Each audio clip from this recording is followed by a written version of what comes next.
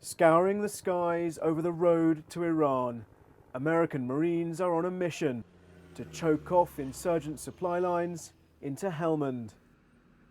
The troops based at Camp Bastion have pushed west into Farah province to control the tracks that smugglers use to run guns and drugs through the desert.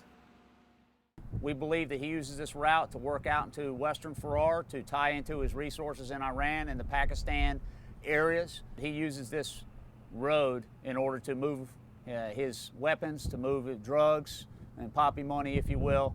The key to us, though, was in denying him that, more importantly, we return the road to the Afghan people. But many of those people are in fact poppy farmers who sell their crop to smugglers. Much of the land is desert, but where there's water, there's poppy. It's used to make heroin smuggled into Europe. Stopping it will be a 24/7 job, but the Marines are already working round the clock just to stop smugglers putting bombs in the road. They are backed by mortar teams, using flares to light up the night sky. I haven't seen any direct connection to the Iranian government. I mean, it's more the flow of criminal activity. Our goal would be to choke off that flow to the point where it was ineffective. But the smugglers are fighting hard to stay in charge of the roads. I mean, we've taken some hits. Actually, I've gotten hit myself from an IED blast, which, as you can see, I'm still alive, still kicking it. That's largely thanks to the giant, mine-resistant trucks the troops are forced to use. But not everybody has been so lucky. It's a bumpy desert track at the bottom of these mountains, but the Marines call Route 515 the most dangerous road in Afghanistan, and it's with good reason. They've already lost 2 of their friends to bombs buried in its dirt. In a single month, they dealt with more than 30 improvised explosive devices, or IEDs. Almost everyone they see, they search.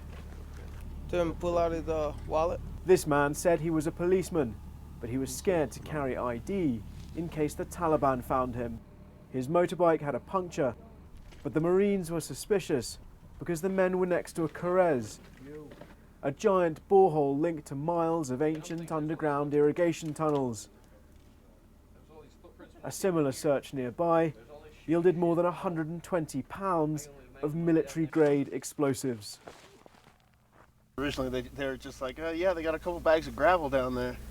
What they're doing, they're finding a piece of ordnance, they're cutting off the outer casing and breaking it apart. And you can see this one is a landmine. They got a place for it to put the pressure plate on it.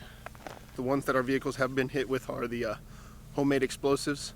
They're using planter's pots that you would use for a tree, filling those, putting a blasting cap with deck cord on the inside, going off 12-volt battery to a pressure plate.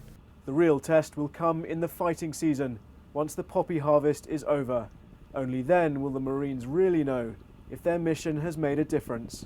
Jerome Starkey, Afghanistan.